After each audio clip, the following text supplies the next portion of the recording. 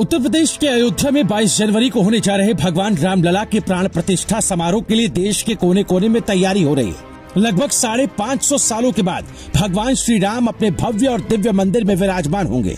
भगवान श्री रामचंद्र के प्राण प्रतिष्ठा समारोह के अवसर पर रामलला के दर्शन करने की अभिलाषा हर सनातन धर्मावलंबी के हृदय में है। हर कोई इस दिन भगवान श्री राम को नजदीक से निहारने की अभिलाषा संजोए हुए। भगवान की प्राण प्रतिष्ठा का ये समारोह उत्तराखंड के कुमाऊं मंडल में रहने वाले भट्ट ब्राह्मणों द्वारा संपन्न करवाया जाना है, जो कि संपूर्ण उत्तराखंड वासियों के भाग्यों को उदय करने वाला होगा। भट्ट का सामान्य अर्थ विद्वान कहा जाता है और भट्ट कोई जाति नहीं बल्कि एक उपाधि है। कहा जाता है कि जब ब्राह्मण वंश के लोग किसी भी विद्या के क्षेत्र में ज्ञान अर्जन कर अभूतपूर्व सफलता को पा लेते हैं तो उन्हें भट्ट नामक उपाधि से नवाजा जाता है। लिखा गया है कि ब्रह्म को अच्छे ढंग से जानने वाला ब्राह्मण, जिसे ब्रह्म का ऐसा ज्ञान हो कि वो समाज के साथ उस ज्ञान को बांटने में पूरक हो, वो भट्ट ब्राह्मण है।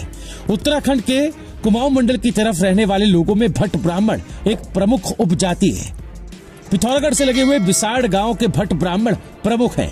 इस गांव में रहने वाले भट्ट ब्राह्मण के मूल पुरुष श्री विश्व शर्मा दक्षिण द्रविड़ देश से बम राजाओं के जमाने में आए बताए जाते हैं। इसके बाद बम राजा ने इन्हें वेद पीठ समझकर अपने राज्य में आश्रय दिया था और बिसाड़ गांव जागीर में दिया गया। इसके कुछ समय बाद इन्हें राज्य कर्मचारी बनाया गया। कुमाऊं मंडल के भट्ट कालांतर में विशाल पल्लू, खेती गांव पांडे, खोला काशीपुर, रामनगर आदि में रहा करते थे, जिसके बाद देश भर में उनकी शाखाएं फैल गई। बिसाड़ गांव के भट्ट ब्राह्मण के अलावा कुछ और प्रकार के भट्ट भी है, जो राजा भीष्म चांद के समय बनारस से दक्षिण भारत आए थे। राजा ने उनको शुद्ध ब्राह्मण समझकर दरबार की पाठशाला में महाराज बनाया।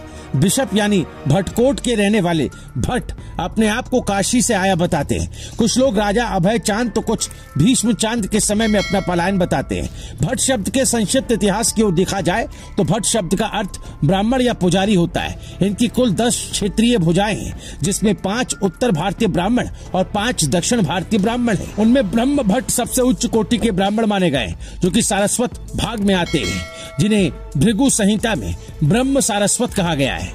प्राचीन ग्रंथों और हिंदू धर्म के अनुसार इस वर्ग की उत्पत्ति ब्रह्मा जी द्वारा की गई है। यही कारण है कि ब्रह्म भट्ट ब्राह्मणों को समाज में प्रतिष्ठा प्राप्त है और उन्हें देवपुत्र भी कहा जाता है। ब्यूरो रिपोर्ट, राय सवारी।